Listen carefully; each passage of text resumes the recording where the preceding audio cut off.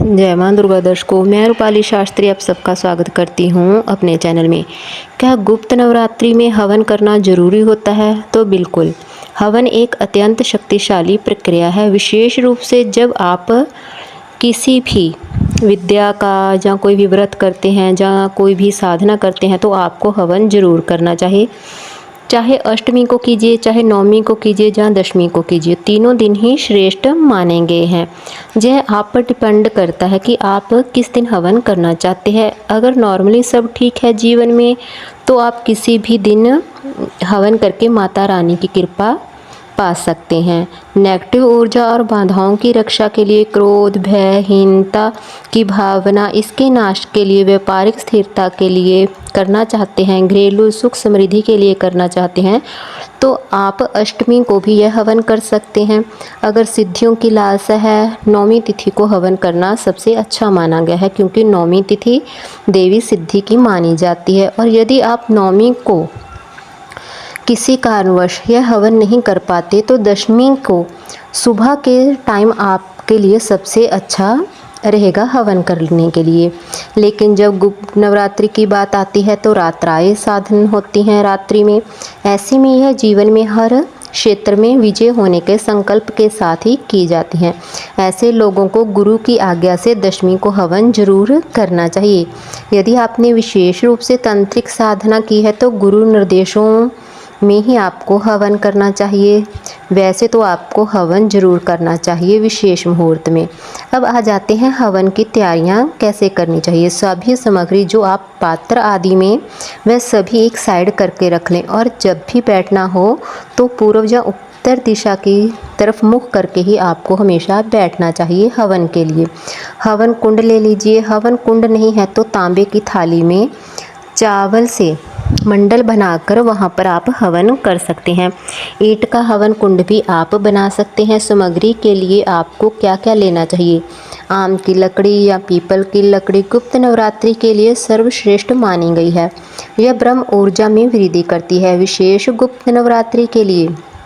बाकी आप दूसरी सुविधाएं भी यूज़ कर सकते हैं। आम की लकड़ी, बेल की, नीम की, पलाश का पौधा, कालीकंज, देवदार की जड़, गुल्लर की छाल, पत्तियां, पीपल की छाल, बेल, आम की पत्ती, तना, यह सारी जो मैंने नीचे आपको बताई हैं यह सारी सामग्री आपको लेनी चाहिए। और इस तरह से सभी चीज़ें जमा कर लें। और कपूर, लौंग, चावल, ब्रह्मी, मुलट्ठी, जड़, घी, शक्कर, जौ, तिल, गूगल, लोबान, इलायची और इस तरह से थोड़ा थोड़ा नारियल का बूरा आदि हवन आदि की सभी चीज़ें एक जगह पर रख लीजिए। सभी को आपको एक तरफ रखनी होगी और शुद्धता का पूरा ध्यान रखना होगा। आपको थोड़े से ग्रहों को प्रसन्न करने के लिए भी अलग से सामग्री लेनी होगी। थोड़े से कपूर और सूखे हुए फूल जो प्रमुख आहुति होती है वे आपको ज़रूर लेने होंगे। काले तिल ज़रूर लेने होंगे।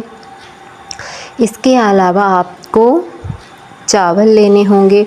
नारियल का टुकड़ा यह समर्पण का प्रतीक होता है। एक नारियल का गोला भी जरूर रखना चाहिए जिसमें हम लास्ट में हवन सामग्री भरकर इसे पूर्णत करते हैं।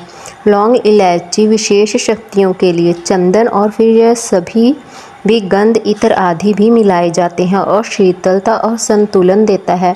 यह नवग्रह की लकड़ियां आप ले सकते हैं। इसे 9 ग्रह भी शांत होते हैं और 10 विद्याएं भी आपको प्राप्त होती हैं। अगर आप यह हवन करते हैं सभी चीज़ों का तो आपकी सभी मनोकामनाएं भी पूरी होती हैं। बाकी आपको जटा मासी श्रेष्ठ होती है। गुप्त नवरात्रि में आप यह ले सकते हैं। आपको करना क्या है, सबसे पहले आसन ग्रहण करना है, शुद्धि ग्रहण करना है, संकल्प लेना है और हवन करना है। तो एक आसन लेकर पूर्व या उत्तर दिशा की ओर मुख करके बैठ जाएं।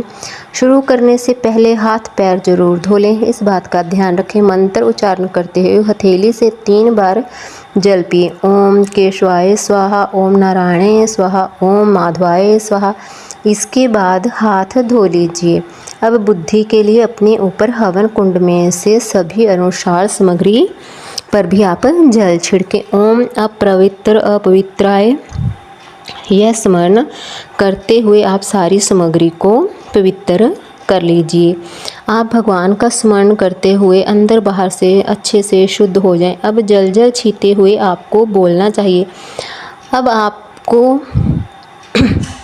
तिलक करना है। जो भी उपस्थित जन हैं उन सबको आप तिलक कर दीजिए। कलावा यानी रक्षा सूत्र बांधें और इसके बाद आप दीप जलाएं। ओम दीप दीपाओ देवताओं नमः शुंभम करो कल्याण शत्रु बुद्धि विनाश। दीप ज्योति नमस्तुते बोलते हुए आपको दीप जलाना होगा।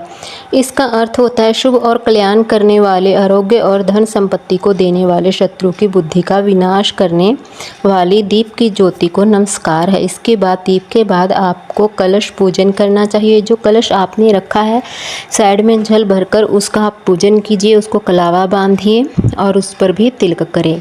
हाथ में अक्षत और पुष्प लीजिए। कलश को वरुण देवता का और सभी तीर्थों का आह्वान करवाइए।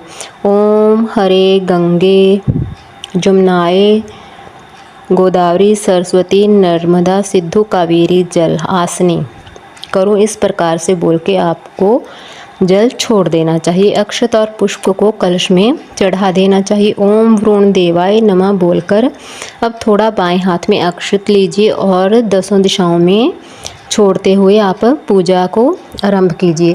जो भी सामग्री हमने आपको बताई है उस सारी सामग्री को मिश्रित करके धीरे धीरे उसे हवन कुंड में मिलाते जाइए और 9 ग्रहों के 9 मंत्र आप बोलते जाइए। अगर आप यह हवन करते हैं तो आपकी सभी मनोकामनाएं भी पूर्ण होती हैं, आपकी इच्छाएं पूर्ण होती हैं और गुप्त नवरात्रि में किया गया जप तप मंत्र जो भी आपने किया है, साधना की है, वो आपकी जरूर ही पूर्ण होती है। आपको हमारी जानकारी कैसी लगी हमें कमेंट कर ज़रूर बताएं। जिन लोगों ने अभी तक हमारा चैनल सब्सक्राइब नहीं किया कृपया वो चैनल को सब्सक्राइब करें, लाइक करें, कमेंट करें और शेयर भी ज़रूर करें। जय मां दुर्गा।